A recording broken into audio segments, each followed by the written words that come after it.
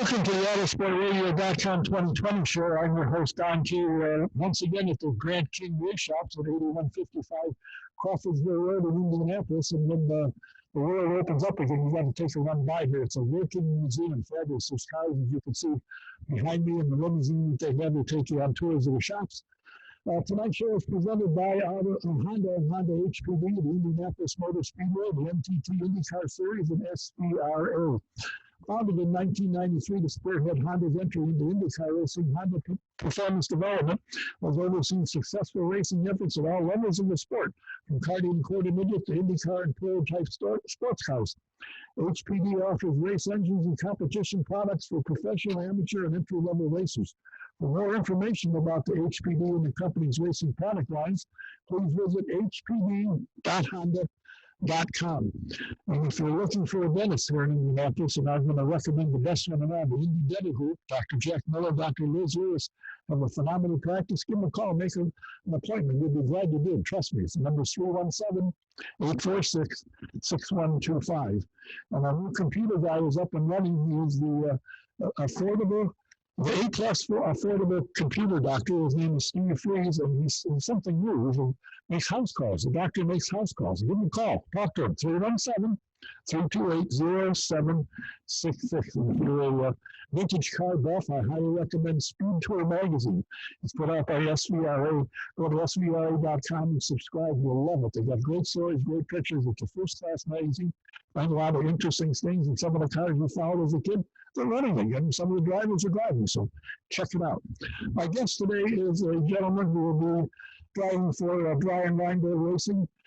He's going to run in the Indianapolis 500 and a number of other races. He was pole sitter in the first two of the iRacing events. He won the first one, and we've taken time today to talk to us. Please welcome Mr. Sage Karam. Sage, I've been told that you have been doing sim racing for quite a long time. This is not something new to you. Like some of the drivers haven't done it before. Yeah, no, it's been a part of my life for a long time. It started in 2007 for me when I was in go-karts and I was trying to make the jump into cars. I was at a go-kart race and iRacing had a booth set up and, they were kind of showing off like what's to come in the next few years and that they were working on this simulator program. And being like, I think at the time I was maybe 12 years old. I was just fascinated by like at the time, to me, it's just, I was growing up playing video games and stuff. So it was just a really realistic video game to me. And then, they saw that I enjoyed it. So they allowed me to become a beta tester. And then, I helped develop the sim and I quickly learned that it was more than just a video game. It was a simulator and it taught me a lot, and it taught me new tracks, new cars. And when I was young and coming up through the Road to Indy program, it had some tracks that I would be going to that I've never raced at before. And those are my first laps that I turned on it. So when I got there for race weekends, the tracks weren't as foreign to me anymore. And, it helped out with those things. So I do credit it a lot to, coming up through the ranks and now I do it for still some training. Mostly I do a lot of it for fun. But now sim racing's really taken off, and in the main series in sim racing, there's been some pretty big sponsors that have come on board, and there's starting to become some money involved with it. So it's almost getting pretty serious now. What impressed me over the last few years is how the simulators have upgraded. They got simulators now you can get into that you can feel the track, you can feel the bumps, you can feel the G-force of the turn, you can feel the whole thing. And you pointed out in the telecast this Saturday of the race in Michigan, how when you get the bumpy area, your steering wheel actually does exactly what it does on the track. That impressed the heck out of me. Yeah, I mean, iRacing does a really great job with the tracks. They go to them and they laser scan them. So I mean, every like crack, bump in the road and everything is visible and you feel it in the sim. Yeah, some guys have simulators that have motion involved with them where if they hit a bump, they'll actually like bump up. Mine, yeah, I mean, I don't have anything like that. Mine's more stationary but yeah, I mean, I have a pretty good steering wheel system that, will simulate those feelings and stuff. So if I hit like a curb or something, it'll move the steering wheel and I'll have to feel those and react to those. If the car starts to slide or something, you'll feel that. So yeah, it's come a long way in the last few years. I found it amusing. A number of guys, Ed Carpenter being one, and several others, as they're coming into the pit area a little hot, they spun. They don't usually see that, but this thing catches everything. If you are too quick, it will show you. It'll burn you. Yeah, I mean it's really hard, and I think you see like a lot of the IndyCar guys right now, like they'll even tell you that some of them are struggling a lot more on it than the real thing, because it's in real life, obviously you get a lot more feels and stuff. You don't get everything that you get in real life. So some guys are just kind of struggling to find out how to catch a slide and stuff, and a lot of these guys don't have equipment that is top notch. Some do, some don't. So you have like a mixed bag of what people are using. And, when you're not using really, really good stuff, it could make it a bit harder at some tracks. And then it's like if you go to like ovals or something, the equipment kind of balances out. But on the road courses, it seems to be that if you have like a better steering wheel and pedals, that it helps out a little bit. I was just commenting that what really impressed me was I really watched closely at the race this Saturday, and they've got it now. It was a sunny day, obviously, and as the car went through the turns, the shadow came across the cockpit. You could see the driver's hands on the steering wheel, and as the car turned, you could see the shadow. I said, "Good grief, how did they do that?" Yeah, it's it's anything with like technology. Technology nowadays is just getting so advanced, and I think it was like within the past year and a half that iRacing like introduced these transitions from day to night, and the shadows and everything have gotten a lot better. And I mean it's cool because and you'll even see like shadows inside the car. You'll even see glares on like windshields and stuff. Right. It's pretty cool. It's interesting. In fact, I was talking to Kerry Bedenhausen this morning. He said if they wanted to, they could show you where the heat lines are because when the tires get hot, it doesn't go into the air, it goes to the track. And you can actually see, even in a simulated race, the heat, where the heat is on the track. Yeah, I mean it's that was added around the same time where you can actually see like the heat wave coming up, when it's a hotter track, and also off the cars and stuff out of the exhaust. And they've also added with the track evolution and changing with rubber being laid down throughout the race, even marbles will accumulate throughout the race. And if the weather outside is changing by a few degrees, it changes the track temp, which ultimately will change the grip levels of the track. So that's all in there right now as well, that we're having to deal with. I noticed when you showed your car, which you did a lot because you read a lot of laps throughout this race this past weekend, you can see your sponsor Wix on the car. The sponsors are very visible, which has got to be very good for your sponsors. Since there's nothing live, this is as good as it gets. It can get, actually. It's definitely as good as it gets right now. I think the fans and stuff really want anything to watch right now that's like sports related, and I think racing has a really cool opportunity to be able to give fans of all different types, whether it's football fans, baseball fans, racing fans, it doesn't matter. People want to watch just something live sports right now. So racing has this unique opportunity to bring everybody together and watch something. And I think it's helping sim racing, it's helping racing. And it's a lot of fun for the drivers, and the sponsors are loving it too, because, it's getting put on TV. And I've been pretty happy with it because I've been able to run pretty well so far. So, the team's been really enjoying it. The sponsors with Wix and Mecum, Chevy, they're all enjoying it. When they can see their logos up front on TV. It came to my attention some time back, and I'm going to ask you now, as a young guy, as you said, you got hooked on racing early on, but you were also a wrestler, and wrestling is in your family's history. Your dad was quite a wrestler, was a coach for a number of years. How did you decide to give up wrestling and go driving race cars? Well, I stayed with wrestling for as long as I could. I knew that when I was coming into professional racing, it was going to be tough to go, get my education past high school, basically at full time. So I knew I could wrestle through high school, and then that was basically it. Because going to college on a full time basis and trying to do a sport would be quite hard with still trying to chase the race dream. I was I just got picked up by Ganassi as a development driver when I won the Indy Lights Championship, which was in 2013. So I was still just like a junior in high school at that time. So racing was really taken off for me, and that's how I was gonna make my living. So I knew right then and there, and I knew well before that racing was my love, and that there was going to be no other sports that would come in the way of that. I played football too in high school. I mean, I loved athletics. I loved just playing a bunch of different sports, but I knew ultimately at the end of the day that racing was going to be my thing. And once, wrestling was over, I still tried to stay in it as much as I could. So my dad actually was a high school wrestling coach at a school that I would go against in high school. So he didn't coach me. So I would, we would actually go against each other every year.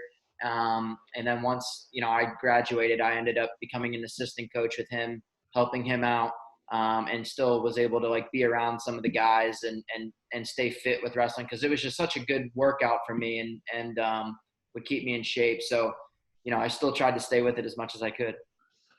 How did you and Dennis Reinbold get together? Dennis is, in my mind, is one of the top guys.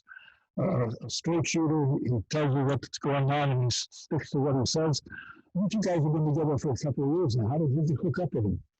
Yeah, so I think this is my 6th year with the team. And when I signed with it as a development driver with Chip Ganassi, they had 4 cars at the time that they were running. So they didn't really have any more room in their stable to run me at the Indy 500 in 2014.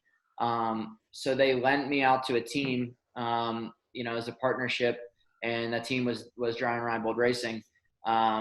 So Dennis brought me in, and I drove that year. It was the number 22, and I got 9th. And that was kind of like the start of the relationship for Dennis and I.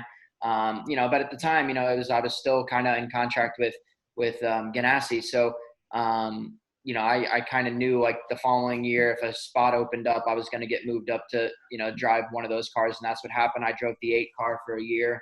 And then unfortunately, they brought their program down to 2 cars and that was it. So, I was happy to be able to have a relationship with Dennis and the guys all at the shop. I mean, it's a really family atmosphere there at Dennis Reinbold Racing. It's really, really cool. And I'm so glad how things have worked out for me and being a part of that team.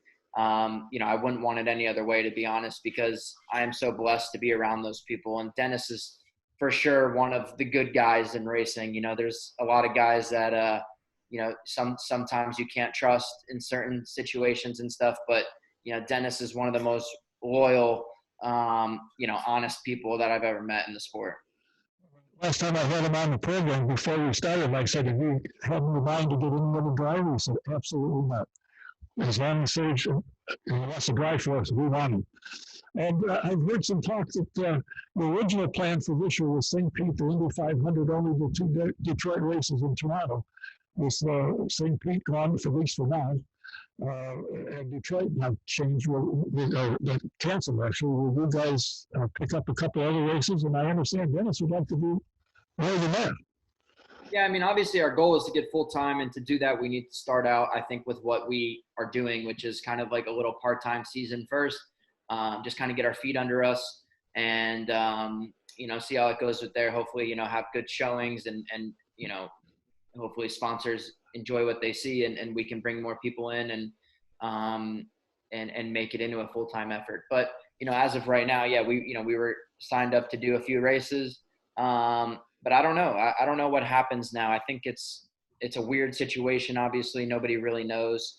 I think we got to see when we start the season, where it's going to be started at, and what is to come. Later in the year, if certain races are going to be rescheduled. I do know that the team would probably want to run. Our main choice is to run street courses. I think ovals is difficult just because they're higher risk, and when you're trying to do a thing like this, if you crash on an oval, it's a lot bigger bill than if you crash on a road course generally.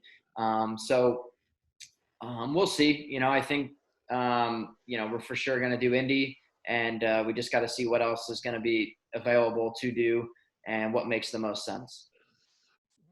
Driving, what do you do? Occupies your time. I know you can't sim race all day long, and I assume being a former wrestler and a physical fitness guy, what do you do in your day when you're not racing? Well, right now it's pretty much nothing. I can't really do anything. It's boring right now. I literally just do sim racing and watch Netflix and hang out with my girlfriend and my dogs and, mow my grass. I mean, it's a pretty boring life without racing, to be honest. So yeah, I have no idea when normality is coming back, but when normality comes back, I'm able to go into my gym. I have a fitness trainer that I work with. And you get to go do things like right now. I can't even go to the race shop. Like I can't travel anywhere to go to the race shop and see the guys or anything like that. So, yeah, it's just kind of like the unknown right now, not really knowing what we can do and what we can't and when we're going to be able to go do certain things. So right now, yeah, there's not much to do to pass time. But when I'm not, when it's normal life, obviously working out, if I can get in wrestling still, I feel like that's a really great workout for me. I love just kind of hanging out with friends, RC car racing, sim racing, just, kind of normal stuff. I'm still only 25 years old, so I still try and keep a little bit of some kid in me. Well, I know down here, Pittsfield has got a video workout system they have. Do you have that at the gym you usually go to? Yeah, so I work out at Warrior Fit in Easton, PA, and they do have some workout stuff they're doing. But I also I have like a bicycle set up at my house that is kind of like a biking simulator, where you can kind of ride all over, the world and do different routes. And a lot of IndyCar guys are doing that. And, you can even ride with each other. So it's kind of cool. We can get on there and push each other, ride with each other. So I think that's kind of like the next best thing I can do right now, or just go for a run or something. As far as working out, I haven't succeeded well enough in my career yet to be able to afford a home gym or anything like that. So I don't have any real workout equipment here at the house, so working on that. Hopefully, hopefully we never have to go through anything like this again. But if we ever do, hopefully next time I'll be more prepared for, for that to happen. Welcome to the world. I have been doing a lot more than that myself. I cut the grass and rake the leaves out of the garden and so forth. That's about it. I don't run anymore. I get happy just to be able to walk around the block. But I think people are missing racing. I know when I put on ESPN and some of the other sports networks, they're running replays from 10 years ago. I thought, that's not that much fun anymore because some of the games I've seen, some of them I haven't, and some I don't care. But I was been impressed. I watched the Watkins Glen most of the race, and it caught my attention. I watched most all of the race at in fact, I saw the whole race at Barber, Michigan. The thing that was really kind of neat, the Barber race, there was a couple of cars next to me who were going down the hill and making the left-hand turn, and they bumped. And Townsend Bell and he went, "Oh, look at that!" And Paul Tracy said, "That's nothing. I've done that." And Yeah. that's what I take it. And it looks absolutely real. When you touch, they do touch, and it spins them out or whatever it does. Yeah, I mean, and iRacing has done a lot of work to, make that happen, make, people, almost be tricked into thinking that this is real. And, that's the goal of the simulator, is to be as realistic as possible. So, yeah, I mean, there's things where it's like if you get hit a certain way, as if you would in real life, it's going to kind of simulate what's going to happen. But it is also electronics, and there are things that don't work out like they would in real life, but that's all part of it. And it's like in real life, you can have things like mechanical failures with your car or your engine or your tire, like you have no idea. But you don't have those in the sim. Like everybody's kind of got the same stuff, and that goes. But what you do have in sim is like, because we're all in different rooms and everything like that, like maybe some person has like a connection issue or something, and that's kind of like the equivalent, I guess, as you can say, is like a mechanical failure. They do have problems. I've seen them have to pull off the fueling. And some of the guys have got engineers that tell them when they need to pit, just like in real racing. And I've seen a couple of times, if I'm not mistaken, where somebody had to come in and get new tires because the front tires had worn out. They were wearing out and they were going away. Yeah, I mean the tires are a big thing. You know, they go off pretty fast in the simulator, and whenever we get a yellow on the ovals and stuff, I think you'll see a lot of guys like take that opportunity to pit for tires because they make that much of a difference. But yeah, I mean, you know, Penske's got like their full engineer operation up and running for this, which would be nice. I don't have the luxury of that, so I'm kind of just doing this on the fly. And you know, when things in the race are changing and when you don't really know, you know, what's going to be happening next. Even when you're in real life, you know, that's what the engineers are really, really good at, is figuring out what's the next best move. Well, when you don't got an engineer to do that, it makes it quite difficult. So that's what we kind of been struggling with the last two races because they've come down to fuel races. So, you know, the first race we won off just kind of pace, and, you know, it didn't have any fuel issues or anything like that. And then the next two turned out to be fuel. So I think for this week's training, I might have to take a math course or something to learn how to maybe do some simple fuel calculations or something a bit better, because it seems that's the trend to win these races. So that's what Simon said, that he hung back intentionally. We told him this hung back what happened when he go, and of course it worked out for him. But I can't feel too bad for the first two races. We were on the pole for both of those, and he won the first one. I think he finished top three in the second. So we've done all right being a one-man show. Yeah, we've been doing all right. It's just I've come to see now that these races, you basically got to be pretty much bulletproof to win them, which is, it's almost, you know, that's like real life. It's to win an IndyCar, everything kind of needs to go your way. And, you know, it's kind of cool to see like guys like, you know, like the guys that were dominating the last race didn't even get on the podium because things just didn't really fall their way. It fell other people's way with how like the yellow worked in the beginning, and kind of took other people out and put other people in prime positions because it opened up different strategy games and stuff. So, you know, that stuff happens in real life. So, do I want that stuff to happen? No, because I think we would have finished pretty well if it didn't come out to that. But that's racing. That's the name of the game. Can't Dennis put somebody on the phone with you? Yeah, we could. But the issue is I think, like, you know, we would have to be pretty heavily invested in figuring out how to do it.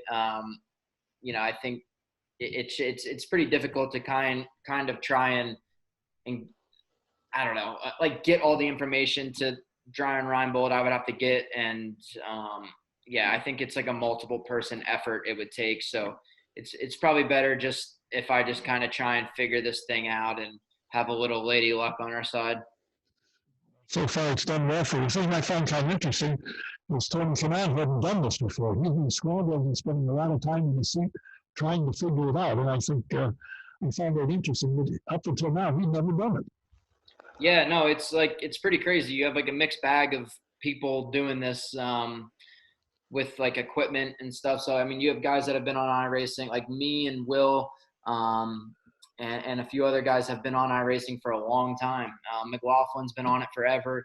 You know, so, you know, there's guys that have been on it for a very long time, done a lot of laps. And then there's guys that literally just downloaded the system for the first race. And there's guys that just downloaded it for Michigan, like new guys that came in for that race. So, you know, it's a mixed bag and it's pretty cool. But, you know, people know I've been kind of the guy that knows this stuff and has been pretty decent at it. So I'm getting a lot of phone calls from a lot of drivers on how to set things up, and I'm trying my best to explain it. But some of these guys like don't understand even like how to start up a computer. I feel like, you know, they're just like not really with the times, and it's pretty funny. I got to walk them through it. Is try and be as like easy as possible, because like to me I've been doing it forever. So you know, what's easy to me and might make like a lot of sense to me might not, you know, to some of these guys. So it's pretty funny how I got to go about it. And but yeah, I feel like I've made a lot of friends through this. I've talked to a lot more drivers that I've never even spoke to before. with this. And I feel like I have a lot of best friends because I feel like I'm getting a lot of phone calls on how to set up some things. I find it kind of interesting that the first racer was 24, and the second racer was 29, and this past weekend it was 31. Yeah, well, I think it's going to keep growing as long as, like, I think, since we got NBC on board and everything, it's, the sponsors want their drivers doing it. So it's amazing how well it did the first race of NBC Sports Network. Said, this is something worth doing, and I'm glad they did because I can watch it on the full screen now instead of my computer screen. Yeah, no, it's definitely cool. And I think it's the numbers like speak for itself with how many views and viewers they've had with it. I mean, it's people want to watch live sports, and whether it's virtual right now or real sports, whatever can be available, I think is going to get some pretty decent viewers. So it just goes back to what I was saying about how racing's kind of got a great opportunity, to shine right now with this, because there's not really any other sport that can replicate kind of what they're doing. A sport that's as fun to watch, and in my opinion, I've been around this since the 60s, which was long before you even thought of. And I find it very interesting. It looks to me very real, and if you're watching it, you see things that happen on the racetrack, you see it happen on the television screen right in front of you. It's amazing. And it's fun to watch. Yeah, and it's fun to do. I think the drivers, it's kind of been mixed emotions. Some guys like it, some guys don't. Some guys didn't like it. Now some guys are liking it, and vice versa. So I think at the end of the day, we know that it's a thing that we can do to get the sponsors out there. We can get our teams' names out there. We can get our names out there, but we can also just have fun with it. And just kind of like connect with each other and other drivers from other series. It is something cool, and it's something fun to do. And, there's no health risk involved. If I hit a wall in a simulator, I'm not going to be hurt. I'm not going to have to go to an infield care center or anything like that. And it's not going to burn any holes in Dennis's pocket, to fix crash damage. And he enjoys that. He called me and told me, I like this sim racing stuff, Sage. You don't get hurt, and it doesn't cost me money if we wreck. So this is good. Well, I want to thank you for your time. I know you've got a lot going on. Do you have any idea this weekend's race is going to be? They kept saying during the telecast they thought it would be an oval, but nobody really knew what.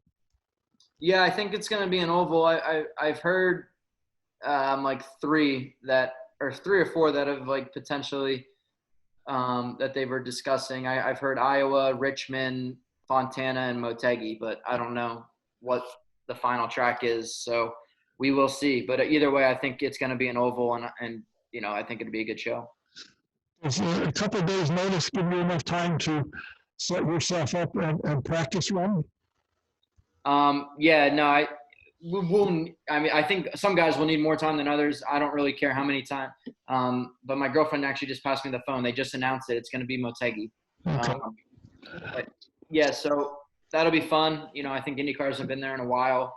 I did like one or two races there in iRacing before. It's a tricky track. But yeah, I mean, since we know what track it is now, they'll probably get the rooms up and running this, probably tonight or tomorrow. And, we'll get in there doing some race running, getting used to it. So the guys should be good within a couple of days. Well, thank you for your time. It's been fun watching you. You've done well so far, and continued success this weekend with Motegi. Thanks for your time. We look forward to seeing you August 23rd or before, actually, at the Indianapolis Motor Speedway. Yep, thank you. I really appreciate it. Thanks for having me. This has been Sage Karam, driving for Dennis Reinbold and Brian Reinbold Racing. I want to mention to you, if you are a vintage race fan and you'd like to own a car, or you have a vintage car you'd like to fix, you've got to call Bill Sutton or the Grand Team Shop. They can rebuild engines, they can refabricate your car, they can restore it. Just give them a call, tell them what you got or what you're looking for. His number is 317-820-3595. And we have a couple more guests will be upcoming in the next few days, so stick with us. We're happy and thankful that Bill and Stephanie are allowing us to come into the Grand Team Shops to do this, since everybody is isolated and confined. So we'll see you next time. Thanks for watching. Thanks for listening. Until next time, Don Kay saying goodbye. Something I want to mention, not that I'm happy to do it, but some other sad news. two IndyCar and Indy 500 fans that passed away just recently. Pat Kennedy, whose father and grandfather were very much involved in the Indianapolis 500 sponsored cars over the years. And Pat loved the sport, loved the speedway, loved the 500, and wrote a number of books about it, the history of it. He passed away, and I understand, from COVID-19. And I just found out just before I came here that a former member of the timing and scoring for the Indianapolis Motor Speedway and for IndyCar, a member of the Mustang Club, and went to car shows all over the Indianapolis area. Bill Reese passed away just within the last day or so. I'm not sure when. I just heard about an hour and a half ago that he had passed away. I'm for ever since I've been here. We'd get together. We come to AutoSport when we had a chance, and I'm working full time lately. And whenever we get a chance, get home early enough on Tuesday, we'd stop by. Whenever I'd see Bill, we'd chat. And we'd walk around and say goodbye, Bill, and say goodbye, Bill, and off we'd go. So I'm sorry to see the two of them, two more gone. Until next time, thanks. See you.